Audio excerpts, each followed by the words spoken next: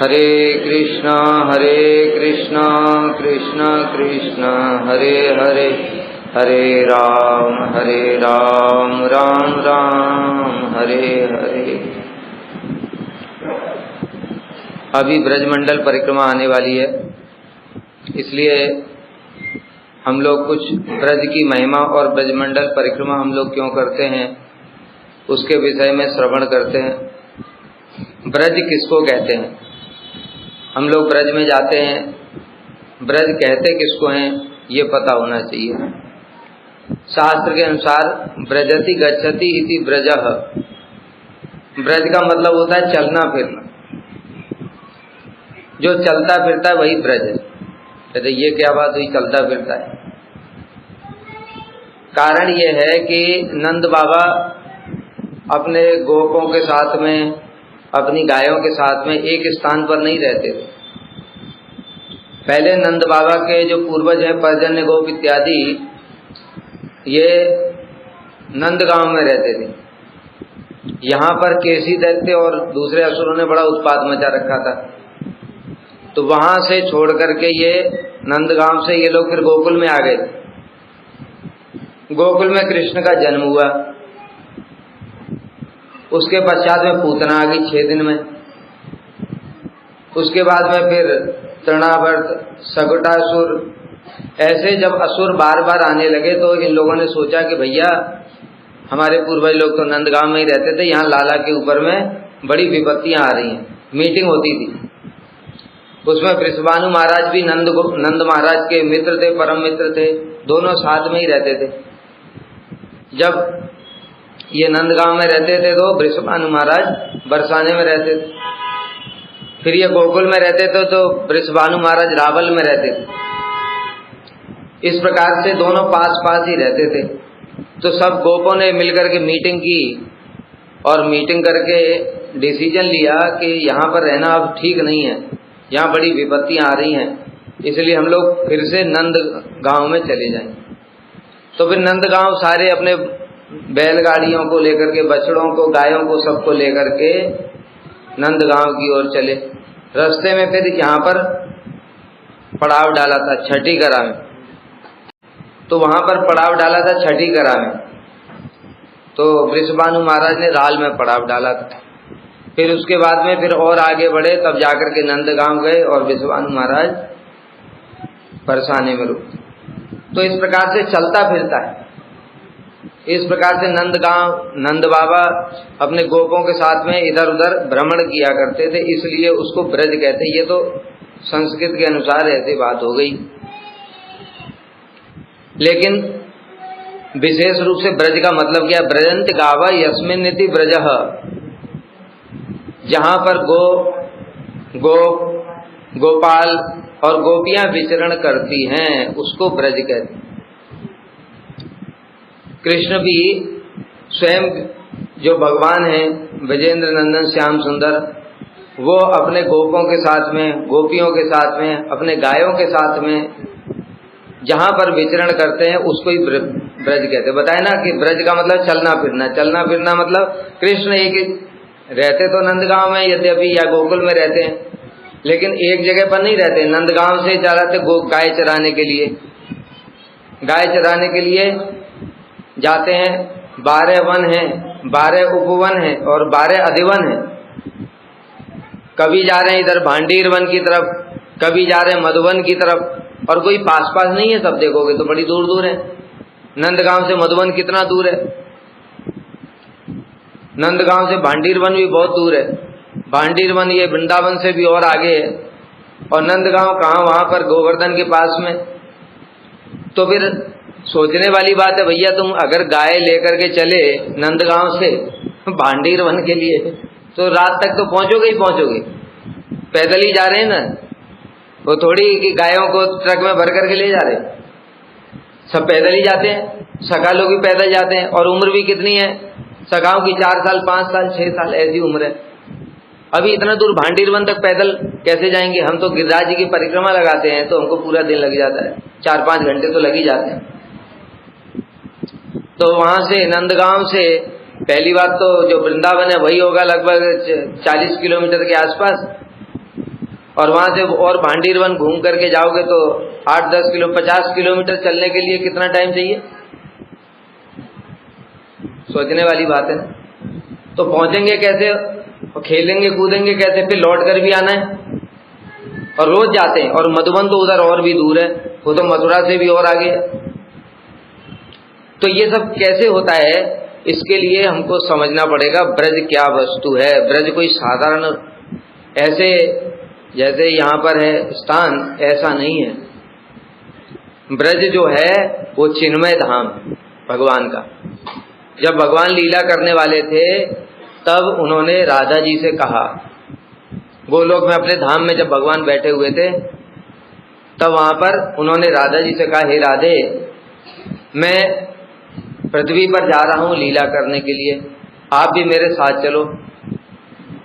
राधा जी ने कहा, जहां पर गिरी गोवर्धन नहीं है, जहां पर वृंदावन नहीं है, जहां पर यमुना पुलिन नहीं है, वहां मैं जाकर के करूंगी क्या? भाई देखो, लीला विलास के लिए उपकरण भी होने चाहिए ना। उपकरण का क्या मतलब है? वस्तुएं जिनसे चीज होती है। जैसे मान लो हमको क्रिकेट खेलना है, अब मैदान ही नहीं है, तो सड़क पे वहां पर बाइकें निकल रही हैं इधर उधर, अब बैट बॉल लेकर, बैट बॉल भी नहीं है, क्रिकेट खेलने चल दिए, ना बैट बॉल है ना मैदान है, कुछ नहीं है, तो क्या करोगे? मोबाइल में केवल देख ही सकते हो या फिर वीडियो गेम खेल सकते हो। रियल में तो खेल नहीं पाओगे क्योंकि उपकरण ही नहीं है। उपकरण का मतलब क्या है? एक तो मैदान सबसे पहले होना चाहिए, दूसरा बैट होना चाहिए, बॉल होनी चाहिए, और बैट बॉल भी मैदान भी आदमी एक ही है, अब क्या करेगा वो? तो इसलिए कम से कम नहीं तो प्लेयर होने चाहिए। अरे 11-11 नहीं तो कम से कम 5-5 तो होने ही चाहिए। तो इस प्रकार से ये उपकरण इनको बोलते हैं। फिर विकेट होना चाहिए। अंपायर तो चलो आपस में ही एक आध बन जाता है बेईमानी करने के लिए, लेकिन बाकी सारी चीजें तो चाहिए। तो ये सब चीजें जरूरी है। उसी प्रकार से कुछ भी ले लो, यहाँ पर कुछ भी खेलने के कूदने के लिए, उसके लिए ये सब उपकरणों की आवश्यकता होती है। उसी प्रकार भगवान लीला विलास करेंगे, सखाई नहीं है, सखियां ही नहीं है, ब्रज भूमि नहीं है। भगवान ऐसे हमारे ये जो ग्राउंड है, स्पोर्ट्स सेंटर बना दिया, भगवान वहां पर नहीं खेलते, भगवान वहां पर खेल नहीं सकते। भगवान दिव्य धाम के अंदर में खेलते हैं। जो भगवान जिस स्थान पर खेलते हैं वो साक्षात बलदेव प्रभु हैं। बलदेव प्रभु, भगवान का धाम जो भी होता है वो बलदेव प्रभु का प्रकाश होता है। भगवान उसके ऊपर ही लीला करते हैं। भगवान ऐसी वैसी जगह, साधारण जगह पर नहीं रहते हैं जैसे हम लोग देखते हैं। इसलिए वो धाम पहले होना चाहिए। जैसे बताया अभी कि क्रिकेट खेलना है तो पहले ग्राउंड होना चाहिए।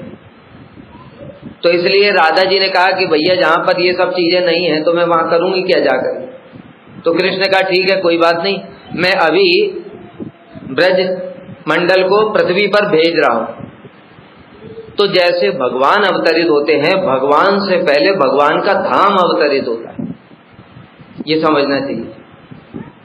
तो इसलिए जो ब्रज है वो कोई साधारण ऐसी जगह नहीं है जो हमको दिख रहा है कि ये मथुरा है, ये वृंदावन है, यहाँ पर 100 गज जमीन खरीद लिया, घर बना लिया। हम लोग मथुरा का दर्शन, वृंदावन का दर्शन भी नहीं कर सकते, वहां जमीन खरीदना ये सब तो दूर की बात है।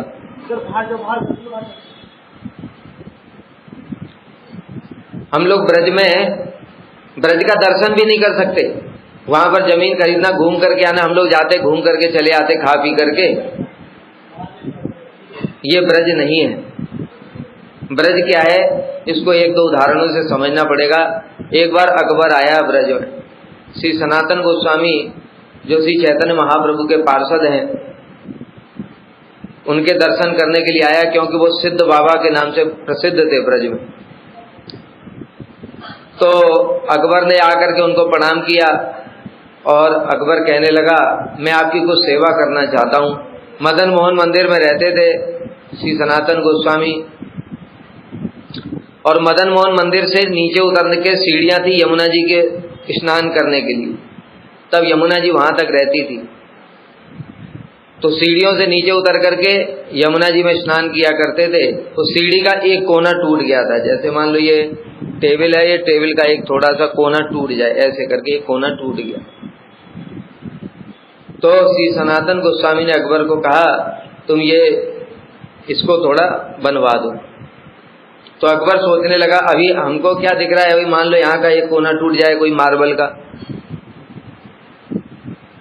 तो हम क्या सोचेंगे, अरे इसमें क्या बड़ी बात है, एक मार्बल खरीदो उसके साइज का इसी कलर का और उसको थोड़ा सा मशीन से तराश दो, उसके साइज का तराश करके थोड़ा चूना लगा के वाइट सीमेंट लगा करके जोड़ दो। अभी अकबर तो सम्राट है भारत का, उसको इतना छोटा सेवा दिया, उसका मन खराब हो गया। सनातन गोस्वामी उसके मन की बात समझ गए, इसलिए श्री सनातन गोस्वामी ने उसको ब्रज की महिमा दिखाने के लिए उसके सिर के ऊपर में हाथ रखा। सिर के ऊपर में हाथ रखते ही उसने ब्रज का दर्शन किया। क्या दर्शन किया कि जो सीढ़ियां हैं जो मदन मोहन जी के मंदिर से नीचे की ओर उतर रही हैं, वो सब दिव्य रत्नों से बनी, कोई नीलमणि, कोई हीरे जवाहरात, ये सब लगे हुए हैं। और वो जो एक कोना जो टूट गया है वहां पर एक मणि जो लगी हुई उसके और जो पास में मणियां लगी हुई हैं, वो ऐसी मणि है कि उसके पूरे खजाने में भी ऐसी मणि नहीं है। अगर वो पूरा खजाना बेच दे तो भी उस मणि को नहीं खरीद सकते, ऐसा दिव्य उसको दर्शन हुआ। तब अकबर को समझ में आया श्री सनातन गोस्वामी क्या कह रहे हैं, ये ब्रज दर्शन हुआ। हम जो दर्शन कर रहे हैं वो ब्रज दर्शन नहीं है। अरे ब्रज में सुअर, कुत्ते, नाली, बंदर, ये सब थोड़ी होते, बदबू मार रही है इधर, कूड़ा करकट, भगवान वहां पर लीला करेंगे क्या? थोड़ा तो दिमाग लगाना चाहिए। इंद्र कहां पर रहता है? इंद्र स्वर्ग में रहते, वहां पर दिव्य सुगंध आती है, वहां बूढ़े नहीं होते लोग, स्वर्ग में रोग व्याधि नहीं होती। और ब्रह्मा जी के लोक में, जो ब्रह्मांड के मालिक है ब्रह्मा जी, उनके यहाँ तो हम सोच भी नहीं सकते कैसा ऐश्वर्य है। वहां पर कोई भी ऐसी गंदी सारी वस्तु होती नहीं है, वहां केवल तेज ही तेज दिव्य वस्तुएं हैं सारी। और भगवान जो अनंत कोटि ब्रह्मांड के स्वामी है, वो नाली के ऊपर खेलेंगे? विचार करना चाहिए। इसलिए उनका धाम तो ऐसा है जिसकी हम कल्पना भी नहीं कर सकते। ब्रह्मा जी भी उसका दर्शन करने में समर्थ नहीं है अगर भगवान की कृपा ना हो तो। इसलिए वो धाम ऐसा होता है। एक बार हमारे गुरुजी परिक्रमा के लिए लेकर के गए थे भक्तों को। उस समय एक विदेशी भक्त था, उसने जाकर के एक पेड़ के नीचे मलमूत्र त्याग कर दिया। पहले तो ऐसे टॉयलेट नहीं होते थे, 30-35 साल पहले तो ऐसे ही बाहर ही करते थे लोग। तो गुरुजी के स्वप्न में पेड़ आकर के बोलता है, तुम्हारे शिष्य ने मेरे नीचे मलमूत्र त्याग कर दिया, मुझे दुर्गंध आ रही है, मैं यहाँ भजन कर रहा हूँ। ये ब्रज है, ये ब्रज का स्वरूप है। सोचो, यहाँ पर उद्धव जी घास का तिनका बने हुए हैं, ब्रह्मा जी ब्रह्म पर्वत बने हुए हैं, शिव जी नंदीश्वर पर्वत बने हुए हैं, विष्णु विष्णु पर्वत बने हुए हैं। अरे जहाँ ब्रह्मा विष्णु शिव ये सब पर्वत बने, पत्थर बने हुए हैं, वहां पर हम सोच सकते हमारी कोई जाने की भी औकात है क्या? ब्रह्मा जी प्रार्थना करते हैं कि मैं इस ब्रज में पत्थर बन जाऊं। उद्धव जी ने तो प्रार्थना कर ली घास बनने की। चलो घास तो तब भी फिर भी ठीक है, वो ब्रह्मा जी तो कह रहे हैं मैं पत्थर ही बन जाऊं। क्यों पत्थर बन जाऊंगा? तो ये जो ब्रज की गोपियां हैं, जो नीच जाति की स्त्रियां, ये अपने पैर इधर उधर काम करती ना, काम करती तो पैरों में देखा है मैल लग जाता है। मैल लग जाता है तो फिर अभी तो सब हो गया है, वो तो सब बनाने हाथ से वो एक ब्रुश जैसा आता है उसे घिस देते हैं। हम जब छोटे थे ऐसा नहीं होता था, वो पत्थर लेकर के माता जी लोग उसी से घिसा करती। तो ब्रह्मा जी वहां पत्थर बनने की प्रार्थना कर रहे हैं कि ये जो ब्रज की गोपियां हैं ये अपने चरणों को मेरे ऊपर घिस दें, इससे कि मेरा उद्धार हो जाएगा। ऐसे ब्रज में हम जाते घूमते खाते पीते मौज करते चले जाते। इसलिए ये ब्रज नहीं है जो हमको दिखाई दे रहा है, ये माया का आवरण है।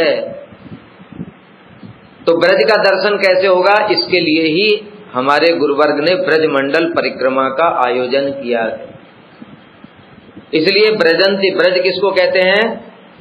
जो कि जहां पर भगवान ब्रजेंद्र नंदन श्याम सुंदर अपने गोपियों गायों सबके साथ में रहते हैं। और बताया ये ब्रज कोई साधारण नहीं है, जब राधा जी ने इस प्रकार से कहा तब कृष्ण ने कहा ठीक है, और उन्होंने 84 कोस ब्रजमंडल को इस पृथ्वी पर भेजा।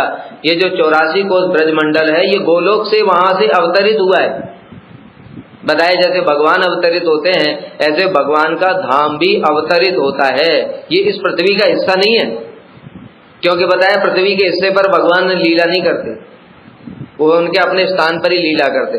फिर वहां से 84 कोस ब्रजमंडल के साथ गिरिराज जी ये वहां से गोलोक से आए, ये यमुना जी ये वहां से अवतरित हुई हैं, और वृंदावन धाम ये सब वहां से अवतरित हुए, और उनके साथ ही साथ फिर अवतरित हुए भगवान के माता पिता। जब भगवान आते हैं उससे पहले अपने परिकरों को भेजते हैं, बताए ना भूमिका तैयार करते हैं।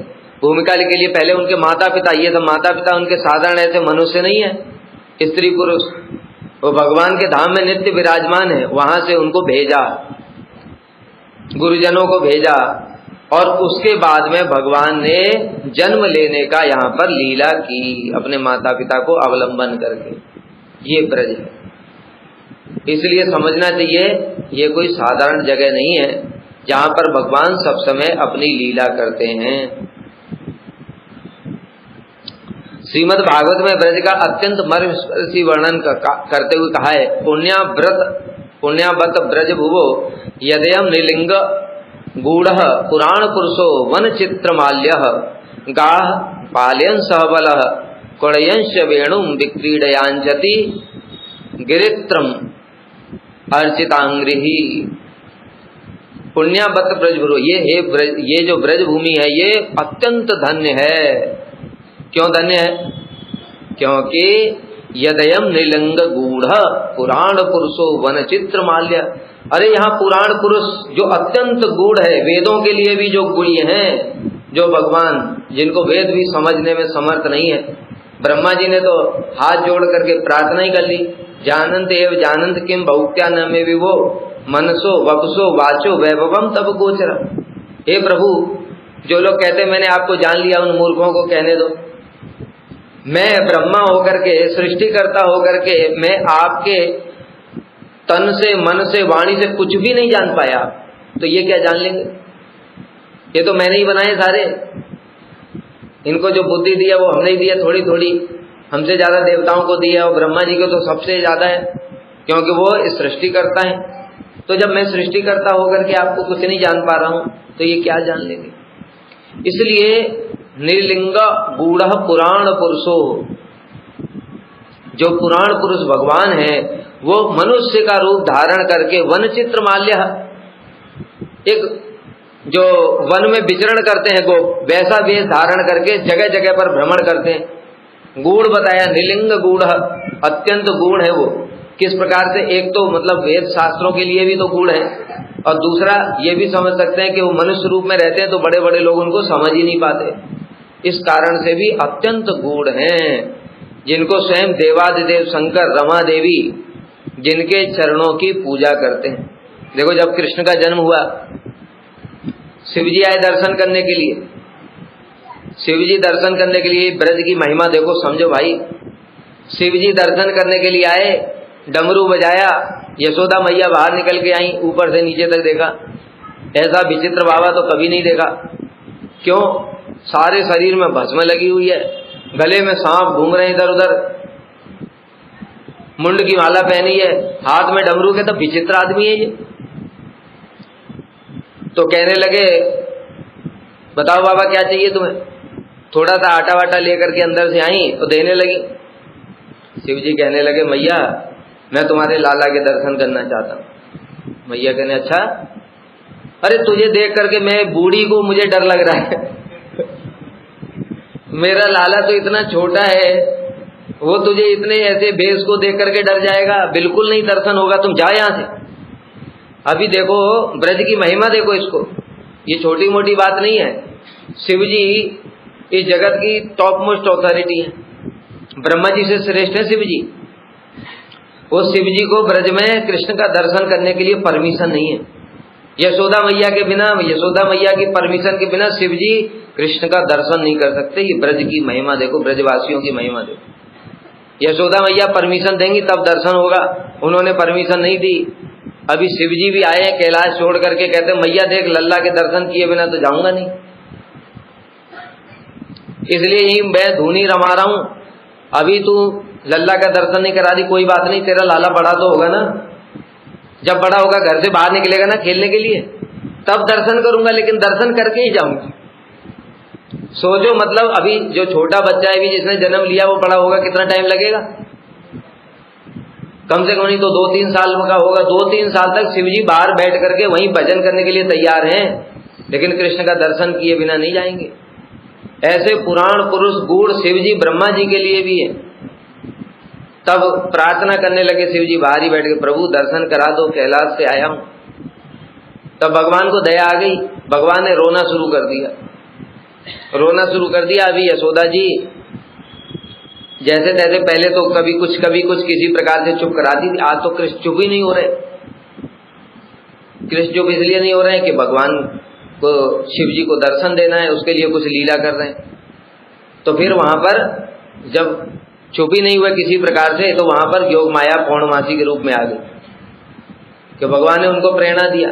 तो पौर्णमासी कह रही है कि भैया इसको, ये बाबा आए ना बाहर, उसको दर्शन करा दो लाला का, वो लाला चुप हो जाएगा, ये कोई साधारण बाबा नहीं, सिद्ध है।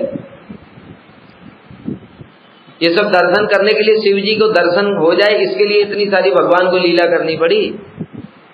फिर ठीक है, लाला को दर्शन करा दूंगी, और काले कपड़े में लपेट करके, काला टीका लगा करके, काला धागा बांध करके पूरा, और बाहर सूप में रख करके, और थोड़ा सा बस कृष्ण का थोड़ा सा मुख दिखा दिया बस शिव जी। बस शिव जी प्रसन्न हो गए और भगवान चुप हो गए। अब तो मैया भी खुश हो गई, कहते सच में सिद्ध बाबा है। फिर लाला चुप हो गया, इसको देख करके तो मुझे डर लग रहा था, लाला चुप हो गया ऐसे देखकर। फिर शिव जी कहने लगे, मैया तू चिंता मत कर, मैं यहीं पास में ही बैठा हूं, और बीच बीच में जब कभी तेरे लाला को नजर लग जाए, कुछ भी हो जाए तो मुझे बुला लेना, मैं राई ढूंढ से इसकी नजर उतार दूंगा। तो ऐसा ब्रज है जहां पर देखो शिव जी को भी दर्शन करने के लिए बड़ी बड़ी परमिशन चाहिए, साधारण नहीं है, यहाँ पर कृष्ण का दर्शन नहीं होगा। ब्रह्मा जी को, किसी को भी भगवान का दर्शन संभव नहीं है उनकी कृपा के बिना। और वही कृष्ण जिनके लिए देवादिदेव महादेव अपना कैलाश छोड़ करके आए, रमा देवी जिनके चरणों की पूजा करती हैं, वे यहाँ पर कैसे वनमाली की तरह, वनमाली मतलब ये जो माला है ना, ये माला ऐसा नहीं पहनते कृष्ण, वनमाला पहनते हैं। वनमाला क्या होती है? जो जंगल में जाते हैं वहां पर ये पेड़ से कुछ फूल निकाल लिए, 5 प्रकार के फूल, ऐसे दूसरे पेड़ से कुछ फूल ले लिए, जंगल में जो फूल मिलते हैं वो ले करके, और सखा लोग वही बना करके और वही पहनते हैं। लेकिन वो वनमाला कोई साधारण नहीं है, बताया वो कृष्ण पहन रहे हैं उसकी वनमाला, वो बाकी सारी मालाओं से भी श्रेष्ठ है। जो बैकुंठ में नारायण पहनते हैं उनसे भी वो माला श्रेष्ठ है। और सखाओं के साथ बताए ऐसे मौज मस्ती करते हुए, कभी बंसी बजा रहे हैं, कभी गाय चरा रहे हैं, कभी इधर खेल रहे हैं, हास प्रयास कर रहे हैं सखाओं के साथ में। इस प्रकार से कृष्ण अनेक प्रकार की लीला करके यहाँ पर आनंद विहार करते हैं। इसलिए उनके स्पर्श से ये ब्रजभूमि धन्य कृत्य हो रही है। वृंदावनम सखी भुवो वितनोत कीर्तिम यद देवकी सुत पदाम्बुज लब्ध लक्ष्मी गोविंद वेणु मनमत्त मयूर नित्यम प्रेक्षादृशान वर्तान समस्त सत्वम। जितना भी जगत का, इस जगत की बात छोड़ो, जो बैकुंठ का भी जो समस्त विशुद्ध सत्व है वो ये ब्रज भूमि में विराजमान हो गया। ये पृथ्वी धन्य हो गई। क्यों? वृंदावनम सखी भुवो यद देवकी सुत पदाम्बुज लब्ध लक्ष्मी। जो ये कृष्ण है, इनके चरणों को तो लक्ष्मी जी भी प्रार्थना करती हैं, किंतु लक्ष्मी जी को भी प्राप्त नहीं होते ये चरण। बहुत सारे लोग जिनको ब्रज की महिमा पता नहीं है, उनको ये समझ में नहीं आएगा कि ये क्या बात हुई, लक्ष्मी जी तो उनकी पत्नी है। कहते वो लक्ष्मी जी ब्रज में जो कृष्ण उनकी पत्नी नहीं है, वो नारायण की पत्नी है। बैकुंठ में, ब्रज में जब कृष्ण ने ये सब लीलाएं करनी शुरू की, रास विलास इत्यादि प्रारंभ किया, तो लक्ष्मी जी बैकुंठ में नारायण को छोड़ करके पृथ्वी पर आ गई, और पृथ्वी पर आकर के कृष्ण से प्रार्थना करने लगी, प्रभु मुझे भी ये रास में प्रवेश दे दो। तो कृष्ण ने कहा, देखो लक्ष्मी जी, आपके लिए बड़ा मुश्किल काम है ये। कहते क्यों? कहते देखो, अगर रास में प्रवेश चाहिए तो रास के लिए बड़ा अलग कंडीशन होती है। यहाँ पर वो जो गोपियां हैं, एक तो गोपी देह से जन्म लेना पड़ेगा, और लक्ष्मी जी का अभिमान है ब्राह्मणी का।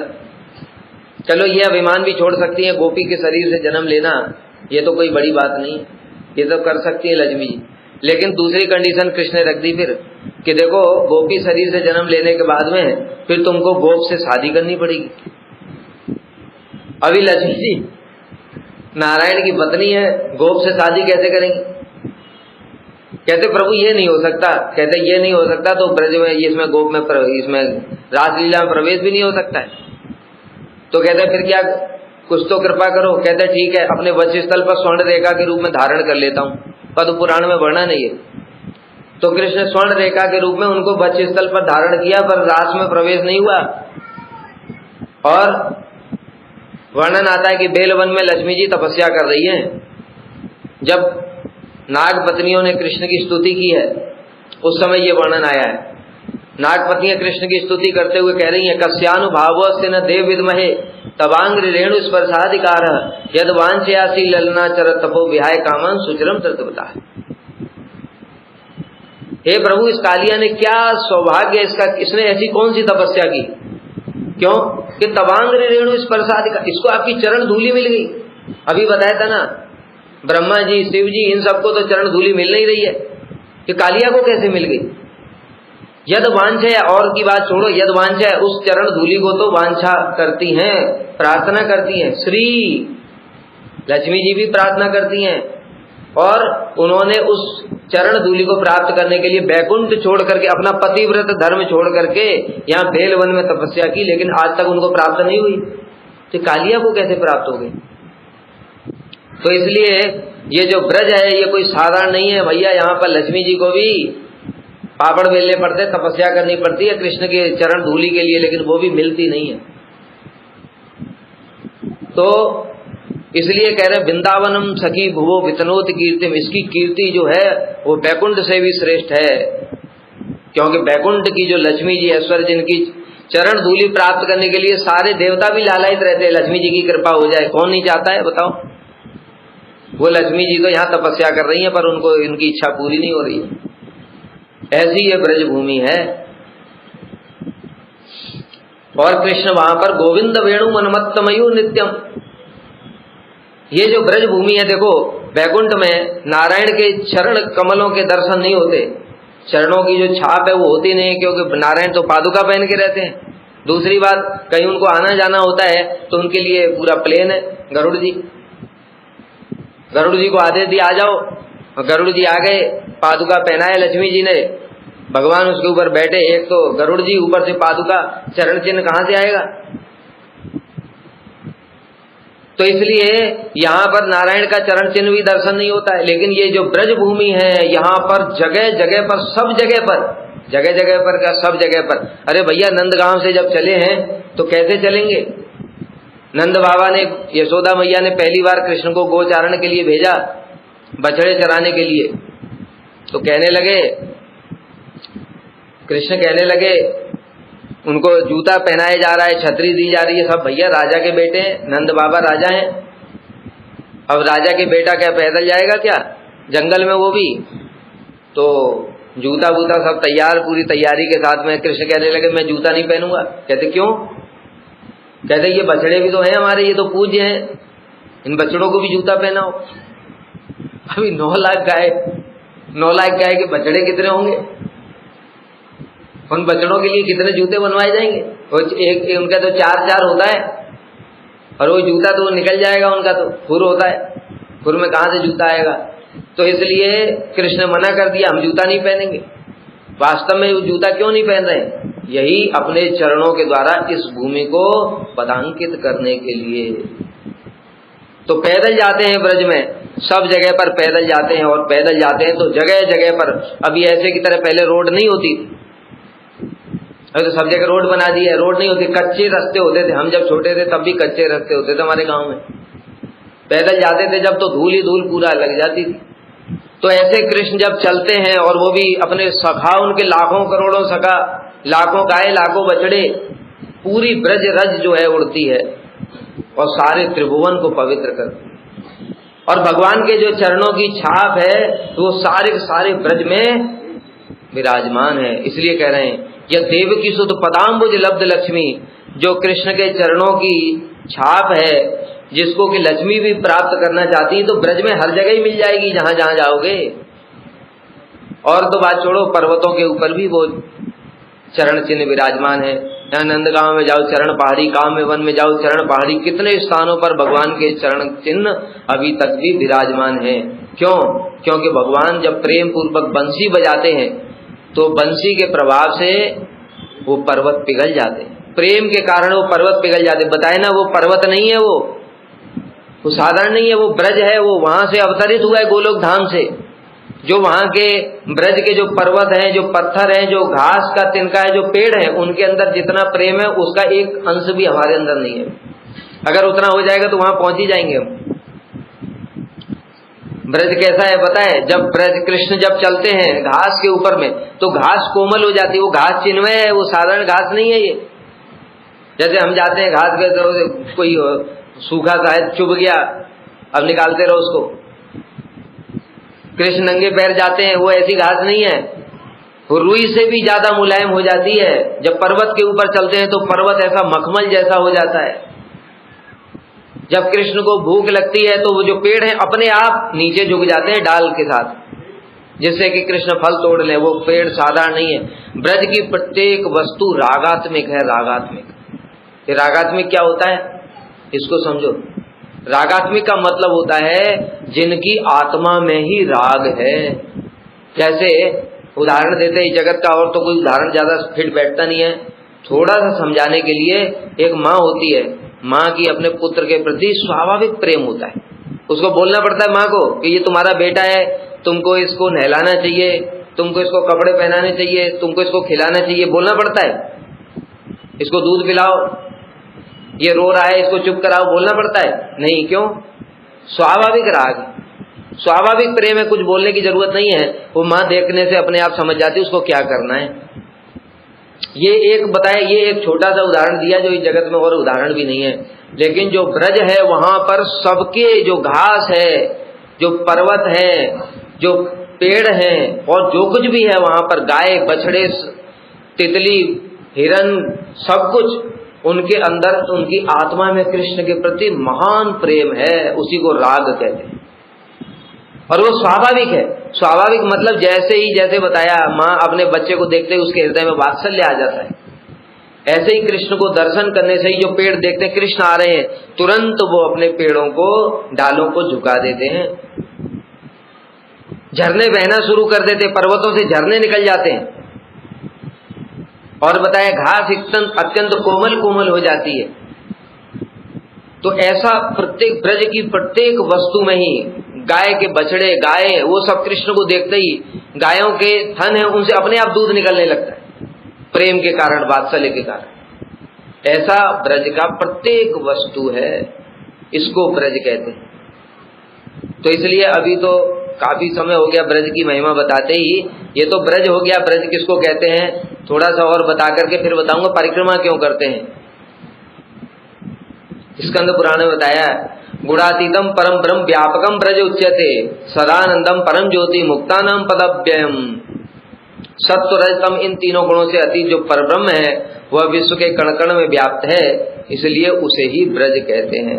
ये जो ब्रज है ये तीनों गुणों से ऊपर है। प्रकृति के तीन गुण नहीं है इसमें। इसमें क्या है? विशुद्ध सत्व है। विशुद्ध सत्व बताया, जो भगवान का धाम है वो स्वयं बलदेव प्रभु ही धाम बन करके इस जगत में विराजमान होते हैं। स्वयं बलदेव प्रभु हैं वो, इसलिए वो गुणातीत है, तीनों गुणों से ऊपर है। इसलिए बताया ना कि बलदेव प्रभु की कृपा नहीं होगी, जब तक गुरु की कृपा नहीं होगी ब्रज का दर्शन कोई नहीं कर सकता, संभव ही नहीं है। जब गुरु की कृपा होगी, क्योंकि जो गुरु हैं वो बलदेव प्रभु के प्रकाश हैं, इसलिए गुरु की कृपा से बलदेव प्रभु प्रसन्न होंगे। जब बलदेव प्रभु प्रसन्न होंगे तब ब्रज का दर्शन होगा। वह सच्चिदानंद स्वरूप परम ज्योतिर्मय और अविनाशी है। क्या? ये जो धाम है भगवान, जैसे भगवान है वैसे ही धाम है। जैसे भगवान अवतार लेते हैं, भगवान एक जगह अवतार नहीं लेते, भगवान अनंत ब्रह्मांडों में अनंत रूप से अवतार लेते हैं। उसी प्रकार से भगवान का धाम भी अनंत रूप वहां पर विराजमान, अनंत ब्रह्मांडों में भगवान का धाम भी विराजमान। जहां जहां कृष्ण विराजमान है वहां वहां धाम भी विराजमान है।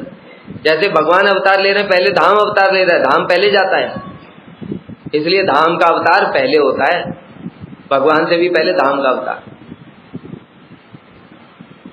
तो यही जो धाम है, इस प्रकार से इसकी महिमा तो बहुत है। अभी धीरे धीरे और भी हम लोग आगे सुनेंगे। अब ये जो धाम हो गया, ब्रज हो गया, इसकी महिमा पता चली, तो फिर ब्रज मंडल परिक्रमा क्यों करते हैं, ये मुख्य बात है। इसका भी कारण है, बड़ी लंबी कथा है। नारद जी, यही बृहद भागवतामृत में वर्णन है कि नारद जी भगवान के भक्तों की महिमा को प्रकाशित करने के लिए ऐसे एक जगह से दूसरी जगह गए। पहले पृथ्वी पर गए, स्वर्ग में गए, स्वर्ग में इंद्र के पास गए। इंद्र ने कहा मेरा तो कोई सौभाग्य नहीं है, भगवान जो है ब्रह्मा जी के लोक में रहते हैं, वहां सहस्र शीर्षा पुरुष, ब्रह्मा जी का परम सौभाग्य है, वो भगवान की बड़ी सेवा करते हैं। ब्रह्मा जी के पास में गए, ब्रह्मा जी ने कहा मेरा क्या सौभाग्य है, सौभाग्य तो शिव जी का है, वो इतने सारे असुरों को वरदान दे देते हैं, तब भी भगवान उनसे कभी नाराज नहीं होते।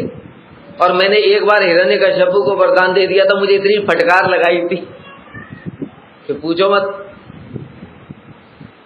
और दूसरी बात, मैं ये ब्रह्मांड की सृष्टि करता हूं, इसमें बड़े बड़े असुर आ जाते हैं, मैं बड़ा परेशान रहता हूं, शिव जी को कोई टेंशन नहीं, अपने सब समय भजन में लगे रहते। इसलिए शिव जी बड़े भाग्यशाली हैं। नारद जी शिव जी के पास गए तो शिव जी की महिमा गान करने लगे। शिव जी की महिमा गान का शिव जी कान बंद गए, क्योंकि जो श्रेष्ठ पुरुष होते हैं वो अपनी महिमा नहीं सुनते अब। तो शिव जी ने कान बंद कर लिए और फिर कहने लगे नारद तुम क्या बोल रहे हो ये सब? अरे भैया हमारा कोई सौभाग्य नहीं है, सौभाग्य तो प्रहलाद का है, क्योंकि तुम भी थे वहां पर, मैं भी था, और ये ब्रह्मा भी थे, लक्ष्मी जी भी थी, सब थे वहां पर। जब नरसिंह देव प्रकट हुए थे, हमने बड़ी बड़ी स्तुतियां करी थी, तुमने भी तो करी थी, नारद जी को याद दिलाया, तुमने नहीं करी थी, मैंने भी तो की थी, और ये ब्रह्मा ने करी थी, और लक्ष्मी जी ने भी करी थी। कभी भगवान संतुष्ट हुए थे? कहते नहीं हुए थे। तो किसकी स्तुति से संतुष्ट हुए? कहते प्रहलाद की स्तुति से संतुष्ट हुए। तो भैया हमसे श्रेष्ठ प्रहलाद।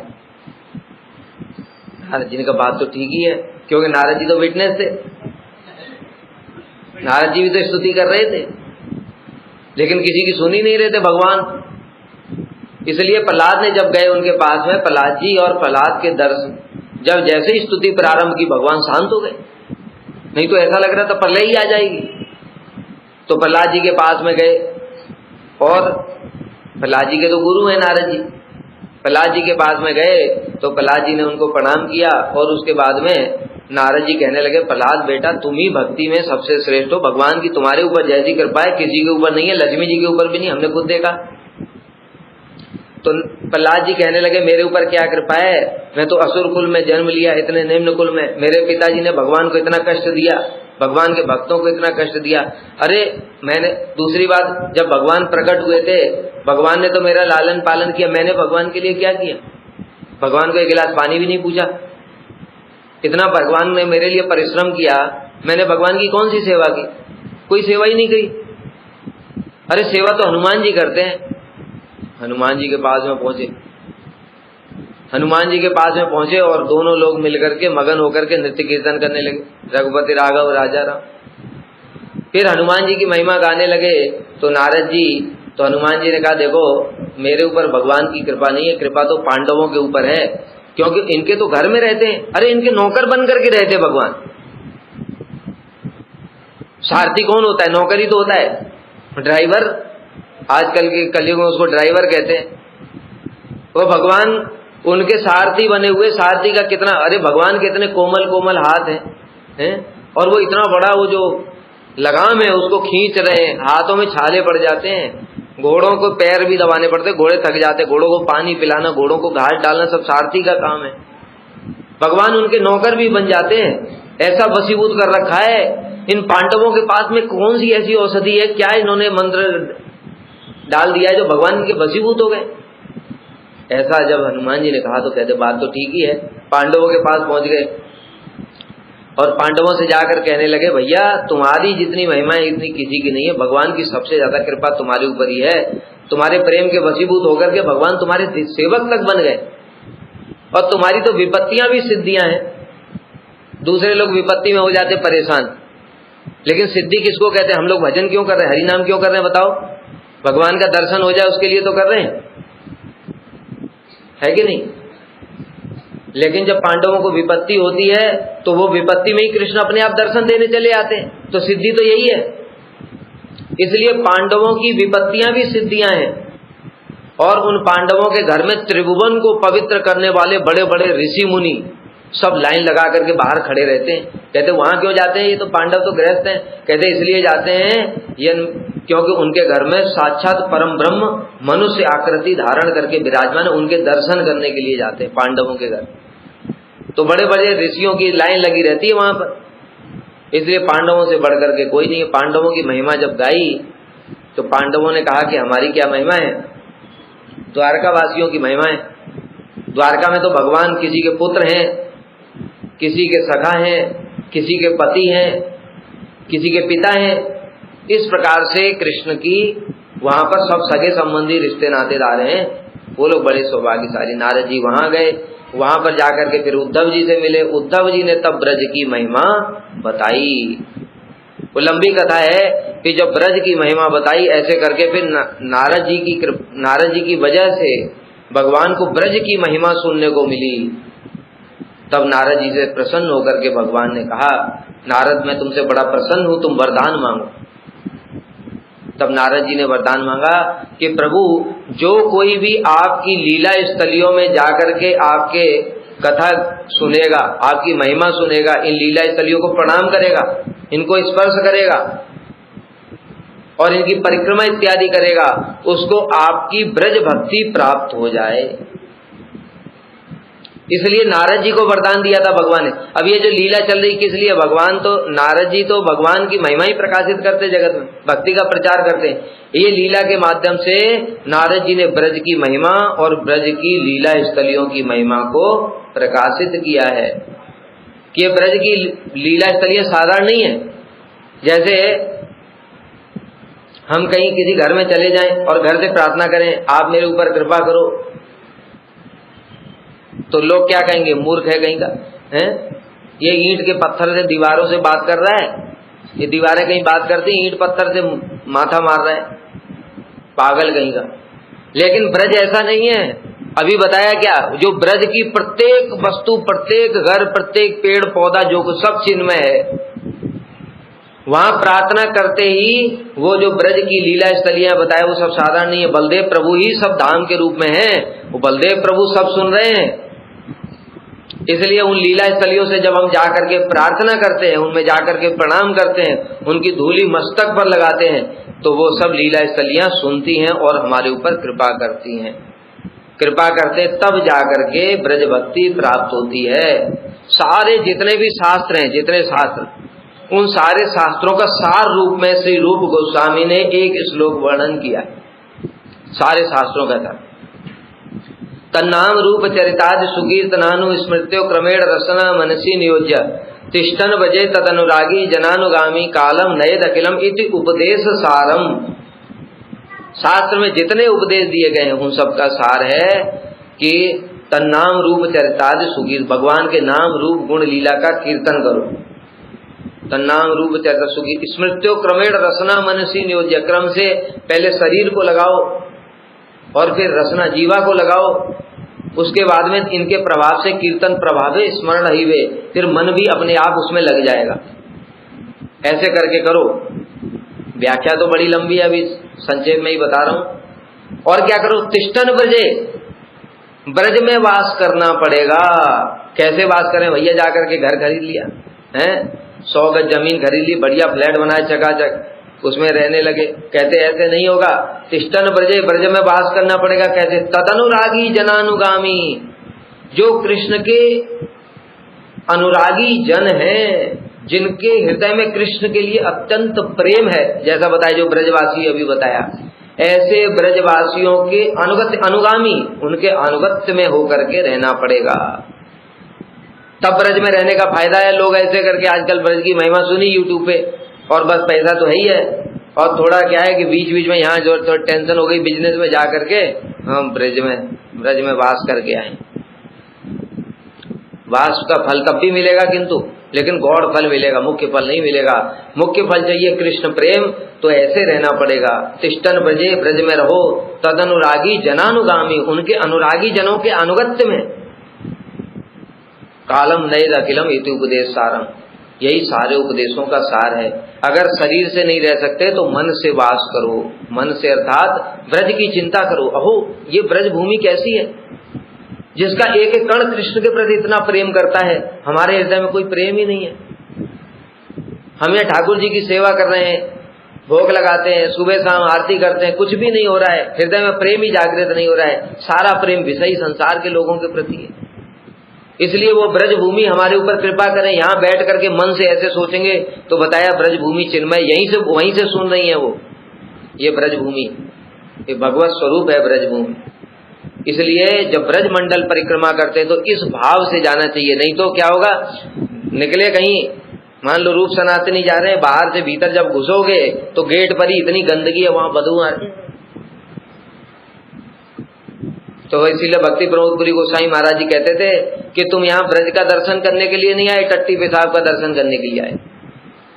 तुमको वही दर्शन हो रहा है।